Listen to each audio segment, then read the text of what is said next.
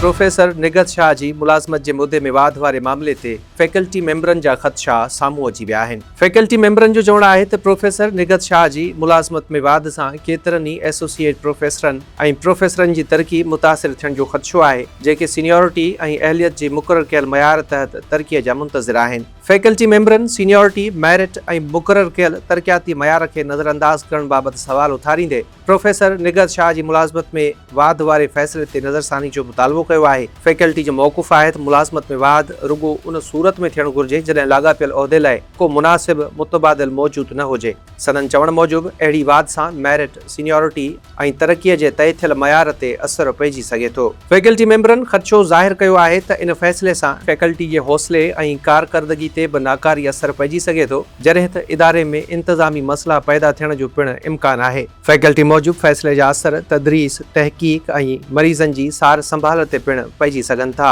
जिन्हा Sindh medical university जे wise chancellor खे ख़त लिखी मामले जो ॿीहर जाइज़ो वठण जी अपील कई आहे। फैकल्टी मेंबरनि मुतालबो कयो आहे त तरक़ीअ जे मामलनि में सीनियोरिटी, मेरिट ऐं मुक़ररु कयल अहलियत जे मयार खे हर सूरत में बरक़रार रखियो वञे। ज़रियनि मूजिबि प्रोफेसर निगत शाह जी मुलाज़मत में वाद वारे मामले ते फैकल्टी तरफ़ां सिंध जे वॾे वज़ीर, सिहत वारे वज़ीर ऐं सूबाई मोहतसिब खे पिणु ख़त उमाणिया विया आहिनि। फैकल्टी जो ख़त यूनिवर्सिटीज़ एंड बोर्ड्स डिपार्टमेंट जे 10 अगस्त वारे फ़ैसिले जे हवाले सां जिन्हा सिंध मेडिकल यूनिवर्सिटी जे वाइस चांसलर ॾांहुं उमाणियो वियो आहे। हाणे अहम सवाल इहो आहे त प्रोफेसर निगत शाह जी मुलाज़मत में वाद जो फ़ैसिलो सीनियोरिटी, मेरिट ऐं तरक़ी जे मुक़ररु कयल मयार ते कहिड़ा असर छॾींदो ऐं छा अख़्तियारियूं फैकल्टी जे ख़दशनि खे नज़र में रखंदे मामले ते ॿीहर ग़ौर कंदियूं।